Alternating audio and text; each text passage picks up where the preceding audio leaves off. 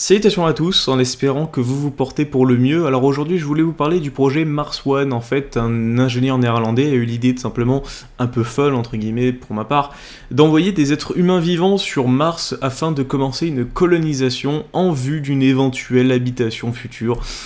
Étant donné qu'à la vitesse où nous détruisons notre planète, il nous en faudra sûrement une autre pour subvenir aux besoins de tous. Et encore, je suis gentil, 2 planètes, c'est bien.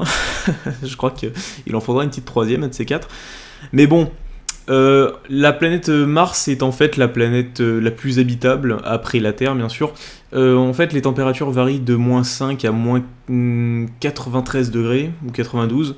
Et bon, concrètement, c'est habitable, hein, puisque finalement, en Alaska ou en Russie, on atteint, pas ces températures aussi froides, on atteint les -60, -70, je crois.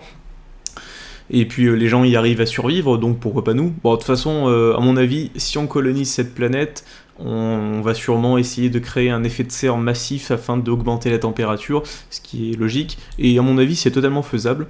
Après il va falloir replacer de l'oxygène et transformer tout le dioxygène en oxygène grâce aux végétaux, enfin bon... Ça va être très long, mais c'est tout à fait probable et possible. En attendant, il faut savoir que le 22 avril dernier, 2013, ils ont lancé la candidature pour les personnes qui vont y aller. Donc il faut savoir que ça va être un mode de télé-réalité, c'est-à-dire qu'on va filmer les gars de l'aller jusqu'à l'arrivée. Entre guillemets, il n'y a aucun retour prévu, hein. C'est-à-dire que les personnes qui vont y aller ne reviendront pas. Ils vont devoir survivre dans leur cabine. Et sachez que les dangers de l'espace sont multiples, et d'ailleurs je les citerai un peu après la vidéo. Puisque c'est quand même intéressant de connaître les dangers de l'espace, la folie spatiale, etc. Enfin, c'est assez intéressant.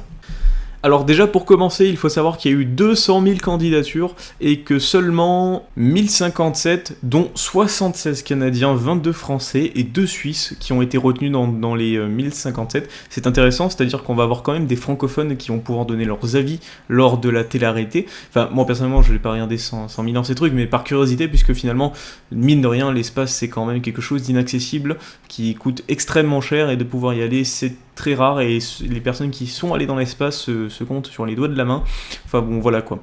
Et surtout que eux, ils vont être les premiers martiens, enfin ça c'est s'ils arrivent quoi, mais ça devrait être intéressant. Donc parlons un peu des capsules de vie qui vont leur permettre d'aller jusqu'à Mars et d'y survivre pendant une vie entière, voire plus, étant donné qu'ils ont pris exprès autant de femmes que autant d'hommes, sûrement pour procréer et ainsi pouvoir commencer une réelle colonie. Donc après je ne sais pas leur intention réelle, enfin est-ce que c'est vraiment un but lucratif, c'est-à-dire pour faire de la télé-réalité qui va être vue internationalement, donc qui veut dire international dit beaucoup d'argent, ou alors tout simplement pour... remarque, vous me direz, ils ont pris quand même des ingénieurs et des scientifiques pour étudier en fait la planète en plus en détail qu'un robot ne pourrait pas faire, donc ça veut bien dire qu'il y a quand même un côté scientifique dedans qui peut être intéressant, enfin bon bref.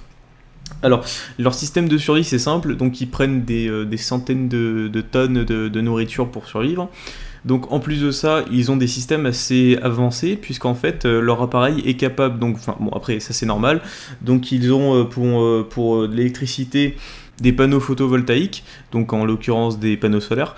Ils ont aussi un système assez avancé, ils ont pas encore, enfin je ne connais pas le nom en fait, l'idée c'est de prendre les cristaux d'eau en fait, puisque la planète est engorgée d'eau, mais comme il fait tellement froid, l'eau est congelée, voire cristallisée, ils vont récupérer cela, en fait grâce à la température de la planète, puisque sous terre il fait chaud, ils vont faire évaporer cette eau et la récupérer, la filtrer, la désinfecter, la stériliser, etc. etc. Et après elle pourra être utilisée non seulement pour donner de l'eau à l'équipe, mais en plus ils vont utiliser un système d'hydrolyse en fait, ce qui permettra de séparer les atomes d'oxygène et d'hydrogène, comme ça ils pourront récupérer seulement l'oxygène et l'utiliser tout simplement pour respirer normalement, sans avoir crainte tout simplement de manquer d'oxygène, un de ces quatre, voilà. Enfin bon, personnellement je me sentirais pas très à l'aise sur cette planète, sachant que ce qui me maintient en vie ce sont des machines made in China, voilà, sans commentaire, et voilà. Enfin bon, sinon je voulais aussi vous parler donc des dangers liés à l'espace, enfin à une prolongation trop importante de vie dans l'espace. En fait, à cause du manque de gravité, il y a quand même des problèmes liés à cela, et mine de rien, c'est très grave quand même. Alors ça commence par une perte osseuse, ça suit d'une altération cardiovasculaire.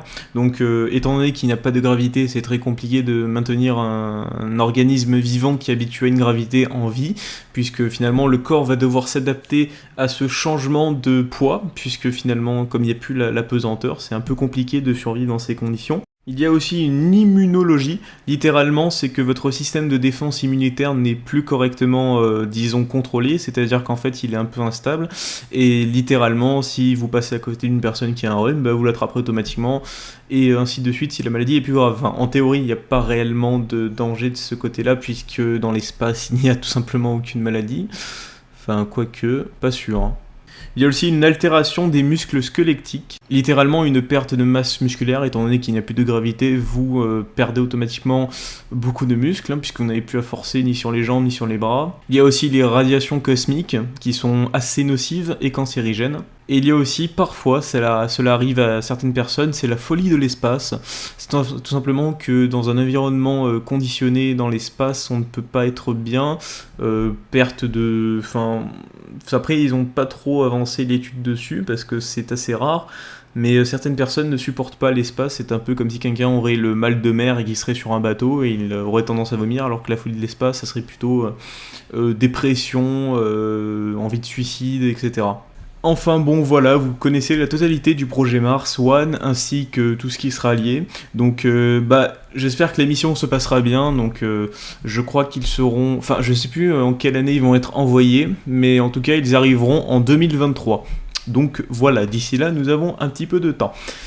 Et exceptionnellement, je vous demanderai, si vous le souhaitez bien sûr, mettre un petit like sur ces vidéos, me ferait très plaisir. Voilà, après vous faites bien sûr ce que vous voulez. Ah, petite dernière chose, pour ceux qui sont sur PC, qui auraient une bonne config PC, sachez que sur mon compte Origin, je vous invite à m'ajouter tout simplement, voilà, pour ceux qui voudraient faire des parties avec moi. Pas de soucis, j'ajoute tout le monde, voilà, c'est dans la description également. Voilà, je vous remercie à tous, et je vous souhaite une bonne continuation, et à bientôt.